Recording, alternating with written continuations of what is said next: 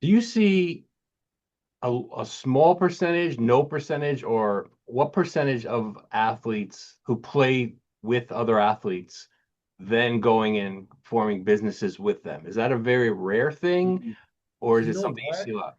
That's a great question, Michael. That's honestly a great question. I'll say not as much as you would think, because when you get to the pros, what happens? And I'll take a step back. When I first started managing my first player in 2013, he signed with Excel Sports. Excel Sports, major sports agency, Derek Jeter, Lamar Odom, Jason Kidd, Blake Griffin.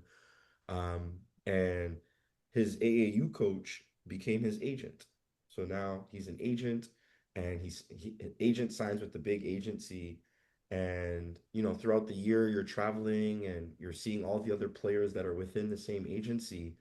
And there would be a lot of times where players would lose out on contracts or lose out on opportunities because they're within the same agency, Mhm. or their agencies competing with another agency. Right, And you now look at these athletes, like the locker room is a great space. The challenge is everyone's competing right.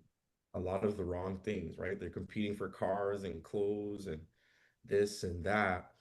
And the people that are actually exploring and advising in these spaces of being an entrepreneur and building businesses, you don't see too much collaboration between Mhm. athletes, because it's not the athletes, it's the teams around the athletes, right? So if this player and this player are friends, but you're with Rock Nation and you're with Clutch Sports, it's going to be hard to do business. It's going to be Interesting. difficult because Rock Nation's got relationships with Puma. Clutch Sports has got relationships with New Balance. Right, So, right, like, how do you play when they've got their own agendas, but yet the players who are the ones that are creating all the value for everyone right. trying to collaborate, but it makes it a little bit difficult. But you would think the success of that would be a lot higher, but it is almost non-existent. It happens, but it's almost non-existent. But it makes perfect sense why. Hmm. The competition, the teams, but also I probably because athletes are so they've lived their whole life as an individual effort. And it's Hmm. really everything they have, they built themselves. And it might be hard for them to then work with other partners because everything they did for themselves the way they wanted to do it or needed to do it.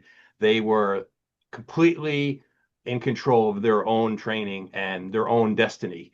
And to then think about doing it with other people might be, a difficult task for some athletes. So it makes Exactly. perfect sense. Thank you. Exactly.